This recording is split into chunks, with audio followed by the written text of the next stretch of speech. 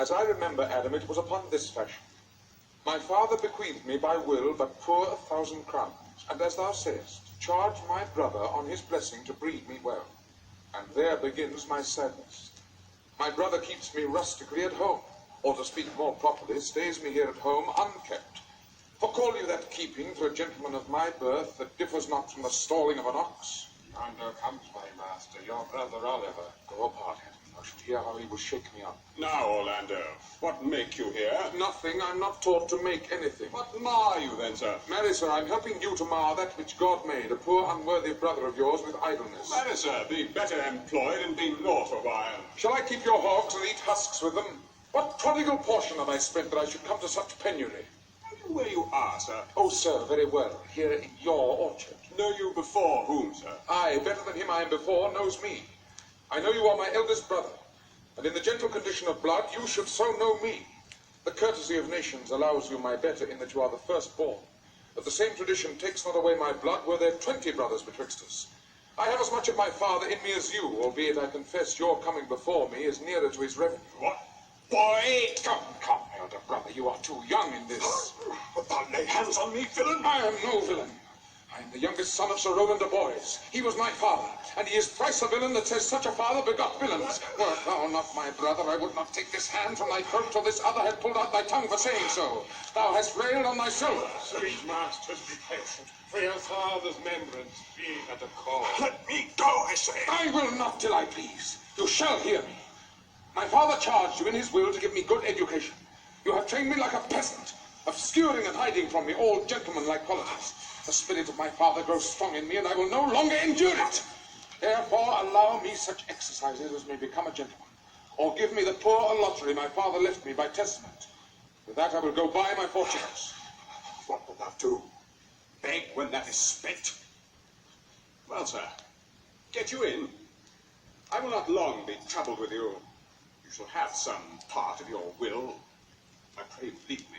I will no further offend you than becomes me for my good. Get you with him, you old dog. His old dog my reward. Most true, I have lost my teeth in your service. God be with my old master. Even not such a word. Is it even so? Beginning to grow upon me? I will physic your rankness, and yet give no 1,000 crowns neither. Hola, Dennis. Hold your worship. Was not Charles, the Duke's wrestler, here to speak with me? So please you, he's here at the door and Portugal's access to. Call him in. You'll be a good way. And tomorrow the wrestling is. Good morrow to your worship. Ah, good Monsieur Charles. What's the new news at the new court? Well, there's no news at the court, sir, but the old news. That is that the old Duke is banished by his younger brother Frederick, the new Duke, and 3 or 4 loving lords have put themselves into voluntary exile. Can you tell if Rosalind, the old Duke's daughter, be banished with her father? Oh, no. For the new Duke's daughter, her cousin Celia, so loves her that she would have followed her exile, or have died to stay behind her. Where will the old Duke live? Well, they say he's already in the Forest of Arden, and are many merry men with him. And there they live like the old Robin Hood of England. What, you wrestle tomorrow before the new Duke? Very good, I sir. And I came to acquaint you with a matter. I'm given, sir, secretly to understand that your younger brother Orlando had the disposition to come in disguised against me to try a fall. Now, your brother is but young and tender, and for your love I would be loath to foil him, as I must for my own honour if he come in. Therefore, out of my love to you, I came hither to acquaint you with all, that you might stay in. Charles, I had myself notice of my brother's purpose herein, and had by underhand means laboured to dissuade him from it, but he is resolute. I'll tell thee, Charles, it is the stubbornest young fellow of France, full of ambition, an envious emulator of every man's good parts, a secret and villainous contriver against me, his natural brother. Therefore, use thy discretion. I had as lief thou didst break his neck as his finger. I'm heartily glad I came hither to you. If he come tomorrow, I'll give him his payment. If ever he go alone again, I'll never wrestle for prize more. And so God keep your worship. Farewell, good Charles. Ah, will I stir this gamester? hope I shall see an end. I pray thee, Rosalind, sweet my coz, be merry. Dear Celia, I show more mirth than I am mistress of, and would you yet I were merrier? Unless you could teach me to forget a banished father, you must not learn me how to remember any extraordinary pleasure. Herein I see thou lovest me not with the full weight that I love thee. You know my father hath no child but I, nor none is like to him. And truly, when he dies, thou shalt be his heir. For what he hath taken away from thy father perforce, I will render thee again in affection. By mine honour I will. And when I break that oath, let me turn monster. Therefore, my sweet Rose, my dear Rose, be merry. From henceforth I will, coz. Here comes Monsieur Legault. His mouth full of news.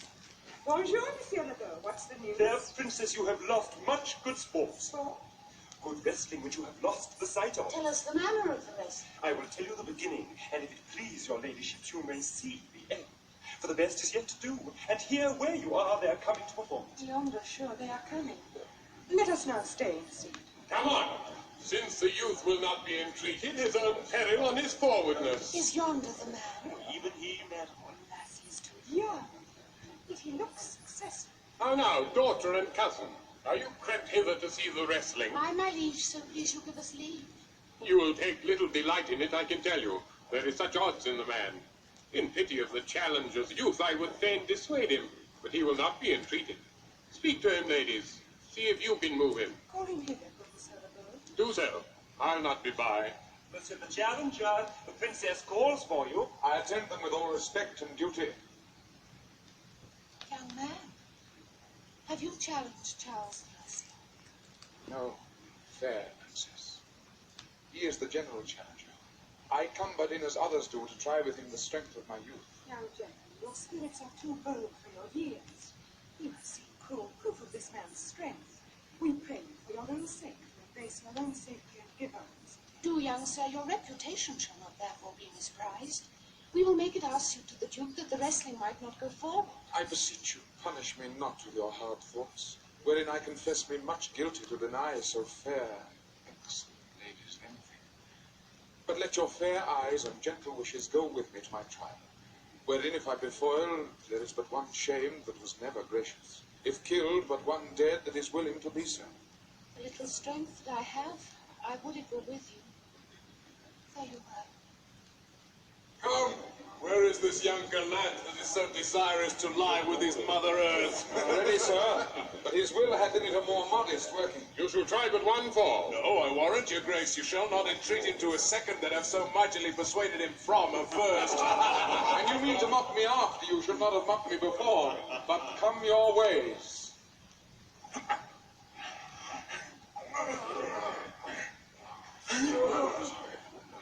Oh, excellent, young man. No more, no more. I beseech your grace, I'm not yet well breathed. How dost thou, Charles? He cannot speak, my lord. Bear him away. What is thy name, young man? Orlando, my liege, the youngest son of Sir Roland de Boys.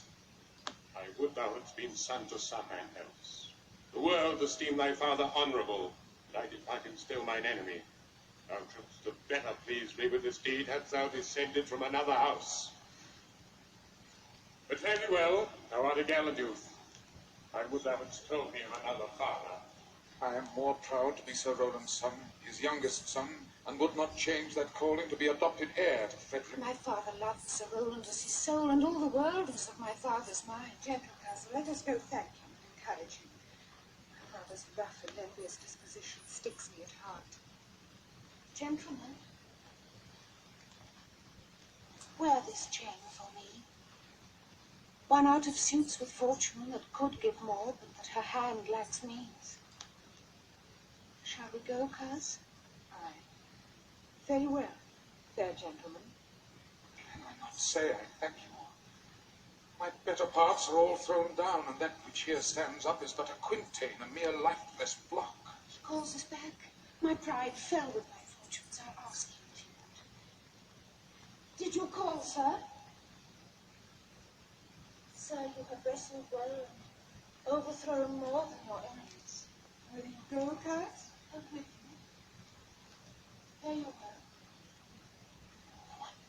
Passion passion hangs these weights upon my tongue. I cannot speak to her, yet she urged conference. Oh, poor Orlando, thou art overthrown.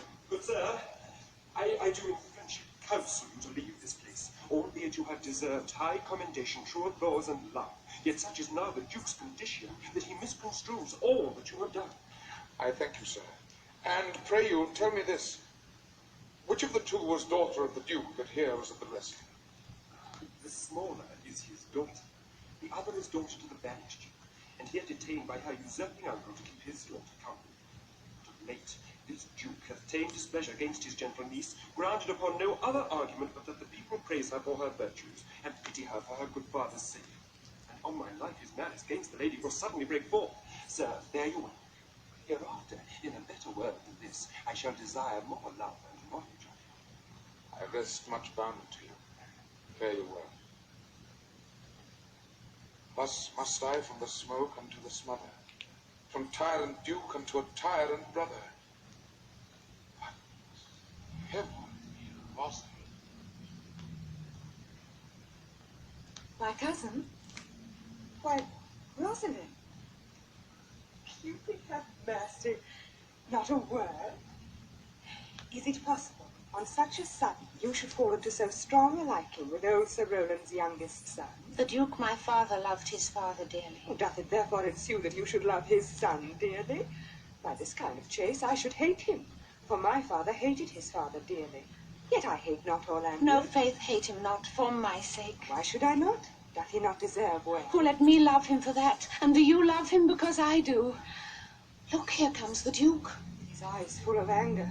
Mistress, dispatch you with your safest haste, and get you from our court. Me, uncle? You, cousin, within these 10 days, if that thou beest found so near our public court as 20 miles, thou diest for it. I do beseech your grace, let me the knowledge of my fault bear with me. Never so much as in a thought unborn did I offend your highness. Let it suffice thee that I trust thee not. Yet your mistrust cannot make me a traitor. Tell me whereon the likelihood depends. Thou art thy father's daughter. There's enough. Treason is not inherited, my lord. Or if we did derive it from our friends, what's that to me? My father was no traitor. Then, good my liege, mistake me not so much to think my poverty is treacherous. Dear sovereign, hear me speak. Aye, Celia, we stayed her for your sake. Else had she with her father ranged along. If she be a traitor, why so am I. She is too subtle for thee, and her smoothness, her very silence, and her patience speak to the people, and they pity her. Thou art a fool. She robs thee of thy name. Thou wilt show more bright and seem more virtuous when she is gone. Then open not thy lips. Firm and irrevocable is my doom, which I have passed upon her. She is banished. Pronounce that sentence then on me, my liege.